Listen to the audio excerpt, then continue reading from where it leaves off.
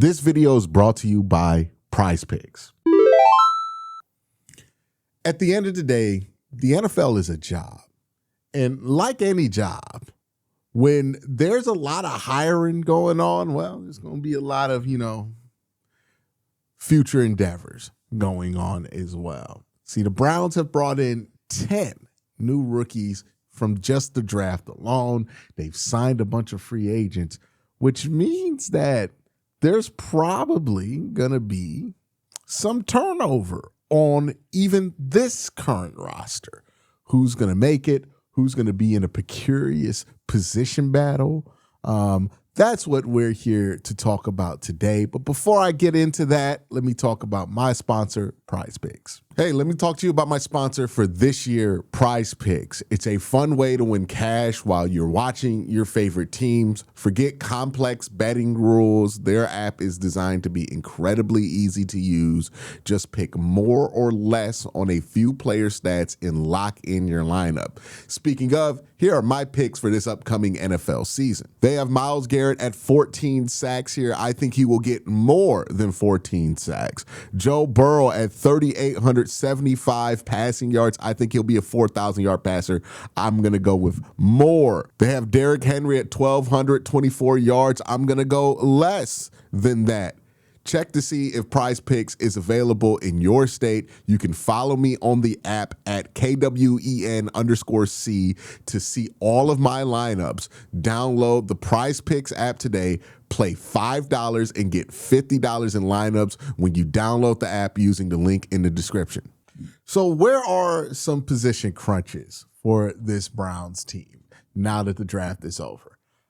I think the most obvious place to look for a position crunch. So where are the position crunches for this Browns team now that the draft is over? I think the most obvious place to look for a position crunch is the wide receiving room, because right now they have something like 11 guys on roster right now, including draft picks. They have Jerry Jeudy, Casey Concepcion, Boston, Bond, Wallace, Tillman, Corley, Thrash, Wooden, Larvin, and Luke Floria. They got 11 wide receivers right now. 11. Now, they're going to keep a large amount of wide receivers just so they can keep running like a bunch of different teams here. But we know from the past that the Browns typically keep about 6 wide receivers, sometimes even less than that. It is important to note that they might keep an extra wide receiver because they're running a more spread kind of concept here with Todd Monken. So maybe there's more of a need for an extra wide receiver. But also keep in mind that because Casey Concepcion was their draft pick, and that's who they're probably going to go with to return kicks and punts, they're not going to have to roster somebody like they have the last couple of years at wide receiver specifically just to return kicks and punts, right? Like Dwayne Carter made the team last year as a kick and punt returner. They're not going to have to do that this year. So maybe they keep 6, but they're all wide receivers instead of one being a kick returner. So it's a way of keeping an additional body while also keeping 6 wide receivers.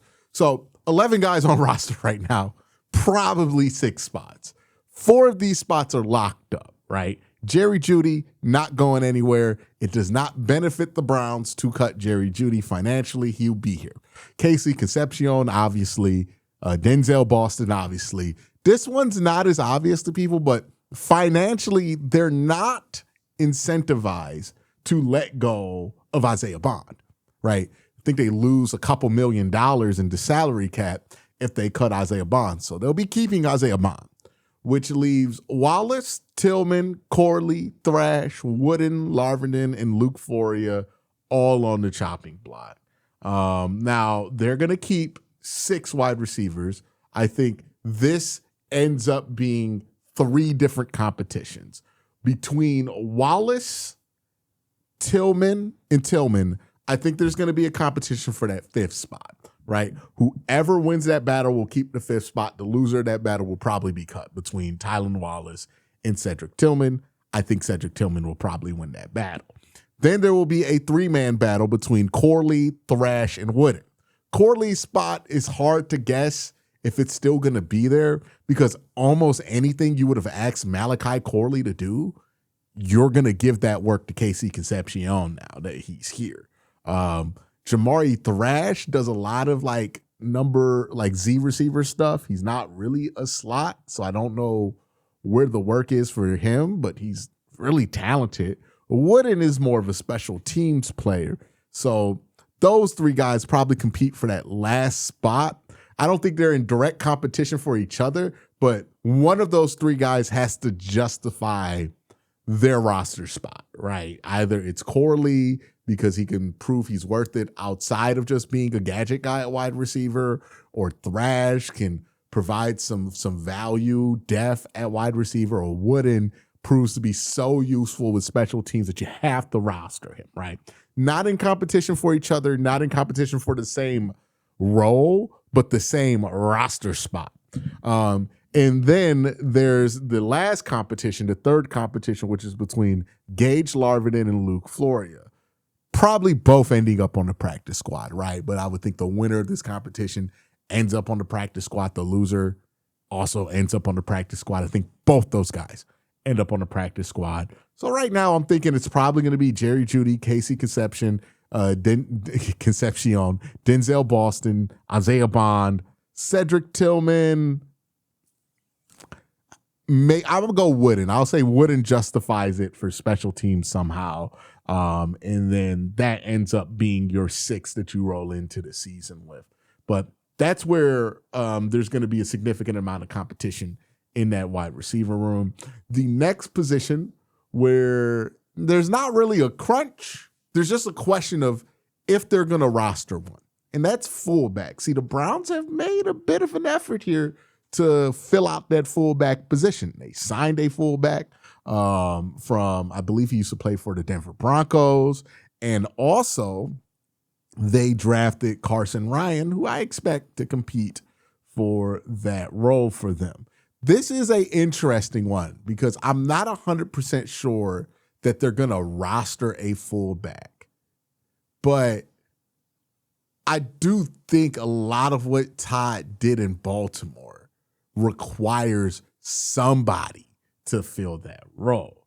Now, will that role be filled by somebody in the offensive line room? My speculation is that maybe this is something that if they want to go the unorthodox route, KT Leviston can do, right? KT's big issue is he doesn't really do a great job when motion gets involved on the line of scrimmage. So when he has to deal with stunts and twists, and he's not much of a pass protector. But if you kind of put him in a fullback role where it's just see ball, hit ball, maybe that can work. You know, if you're KT Leviston and that's a way for you to stay on the roster as eligible tackle, right? Maybe the Browns are willing to be unorthodox. Maybe Aiden Huntington got way better at this, you know. I thought they would go after Pat Ricard in the offseason. They still need somebody to fulfill this role. And I'm wondering if they fill it with a traditional fullback or if they go the untraditional route. Somebody's going to have to do this stuff in the playbook. It's just a question of, will that be a third tight end? Will that be an actual fullback? Or will that be a eligible tackle? And will that require them to roster an extra player just to have that role be filled? Big question there. I don't think enough people have asked because we haven't really gotten to that part. But certainly something that's going to come up once we get into training camp. The next position where there's a roster crunch is center. See, we've talked about Luke Whippler maybe battling it out with Parker Brailsford. I don't know how realistic that is, given that Parker Brailsford, I just think he needs to get bigger to be a center in the NFL. He's just 290. I get the arguments for him not needing to get bigger and him being ready to play right away. The NFL's a different beast, man, than Alabama and the SEC. And you can't be undersized and inexperienced at center. That's usually a bad combination. So a lot of people are defaulting to Luke Whippler, Parker Brailsford. I wonder if Parker Brailsford is something that they work on for a year while they catch up with that.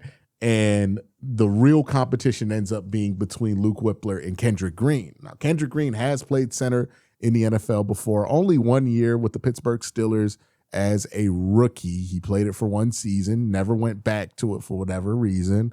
And maybe that's the competition at center. I don't think Kingsley is going to factor into that conversation at all. I think it's going to be between Whippler and Kendrick Green, and the loser's probably going to get cut because Parker's probably going to be the backup, and that's all the capacity that they're going to have for center, right? 2 guys. You can keep 2 guys at center. That's probably going to be it. Kingsley's going to probably see the practice squad, or somebody at center is going to see the practice squad. But I believe that's going to be about the extent to that.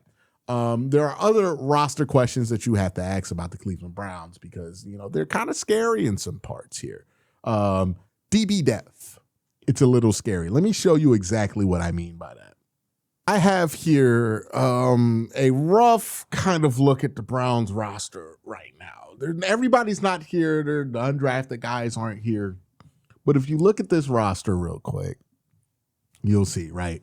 You got Shador, you got Watson. Both those guys are likely to make the team. And then, Gabriel and Green, maybe one of those guys makes the team. Maybe they don't. But I have a version here where you can keep and get to 53 while keeping 4 quarterbacks. I don't think it's going to be crazy to keep 4 quarterbacks because they're probably going to keep 5 wide receivers instead of 6 this year. That's going to help them roster. They can keep a large number of players basically and still be able to keep 4 quarterbacks. But, they could also trade Dylan Gabriel. They could sneak guys onto the practice squad and do a number of things. If Taylor Green fell to the 6th round, he probably can fall to the practice squad. And I think Dylan Gabriel, you have a chance there to get him to the practice squad too. Because remember, the team that claims or wants to claim Taylor Green or wants to claim Dylan Gabriel, they would have to want those guys on their active roster. And I'm not 100% sure that one of 32 teams are going to want to do that with either of these guys, during the regular season. So I think you have a good chance of getting them to the practice squad. But let's say you can't and you want to just roster 4 of them, you can. It's a possibility here. Also, the Browns only rostered 2 running backs last year. They brought in Raheem Sanders before week 1, so they got to 3. But, there's a lot of things they could do here, right? So running back's not that interesting. Quarterback's not that interesting. They're probably going to keep these 3 running backs and then put Amani Marshall on the practice squad again. They're going to keep these 4 wide receivers. We went through this one earlier before. The question about fullback, do they roster one or are they able to save a roster spot because one of these guys can be rosterable here? But then we get to the offensive line, right? The offensive line's interesting. How are they going to roster 10 guys here? Well, you got that's not who is starting at left tackle. That is Fano. So you got Fano. You're going to roster Barber. You're questionable about Leviston. You're going to keep Johnson, Whippler, or Green. The winner of that competition probably stays on the team. The loser goes home. Elgin Jenkins, Tevin Jenkins, those guys are definitely going to be rostered. Titus Howard and DeJuan Jones. Now, the Browns usually roster about 10 offensive linemen. So let's count through the numbers. 1, 2, 3, 4, 5, 6, 7, 8. So we got 8 guys who are going to make the team. You need a starting center. So one of these 2 guys, 9. So the roster spot battle is probably going to be between KT Leviston and Zach Zinter. Whoever proves themselves more useful, more able to do more things will probably stay on the roster. So if KT can play fullback, that might be what edges him out, right, in the competition between Zinter. But if Zinter can start taking snaps at center and prove to be useful there, prove that he could be swing guard on both sides, then that might roster him there. If KT Leviston can play guard, that might get him rostered there. Expect these 2 guys to be doing as much as possible in camp to maintain a roster spot because ultimately their ability to be rostered is going to come down to their flexibility here as the 10th offensive lineman that the Browns are going to make a decision on, right? So again, just to go through it so we're clear, Fano is a lock, Barber lock, Zion Johnson, lock. Brailsford, lock. That's 4, 5, 6, 7, 8, lock. And then one of these two is a lock, so 9. And then one of these two going to make the team as it currently stands. So that's how you get to 10 offensive linemen. And then we get to the problem child of this roster, which is the DB depth, because we got Warden Campbell, real nice, like Warden Campbell. And then after that, we got Ross, Avery, Dom Jones, dude named Bryant. You don't feel that great about that. Now, how many DBs are they going to roster? If they go with last year, they rostered about 4 of them, and you're probably keeping Ross or Avery. I think if you're the Browns, if you could turn Dylan Gabriel into a defensive back that you feel good about rostering, you do that in a heartbeat, because that's just going to be more efficient for you. And then you might consider it with DeJuan Jones, because maybe the roster spot's up to grabs. You already got Barber. Maybe you roster Leviston to be a backup tackle guard and maybe a fullback for you. And then you could trade Jones and turn him into a corner. But I think they're going to be on the search for some corners they can roster that they feel better about than Dom Ross and, Trey Avery. No disrespect to those guys. It's just what it is. But slot Harden, he's going to make the roster. Swessinger, Williams, and then maybe Reed and Jefferson. And then you get rid of these 3 linebackers, or maybe Maskers Arnold makes the team. I think Maskers is not really somebody we should count out. He could make the team there too. So linebacker, I think you would probably like an extra one, because like after Swessinger and Williams, it does get pretty spooky back there. Defensive tackle is pretty much solid. You're going to keep these 4 guys at D tackle, and then you're going to keep these 3 guys, and you're going to let Huntington kind of move up and down between them. You could roster about 8 guys here, maybe even 10 guys here if you really wanted to. The Browns usually roster about 10 guys here, but I think maybe that changes this year. We'll see. We'll see what the approach is for them. Maybe they roster some extra defensive tackles, or they look for some extra defensive tackles. And in special teams, it's going to be Schmidt, Bojorquez, and Sanahara. But that's kind of my guess on how some of these position battles are going to break out during camp. It's going to be interesting to see how this goes. But let me know what you think in the comment section down below. Y'all have a great day. Have an even better night. Peace.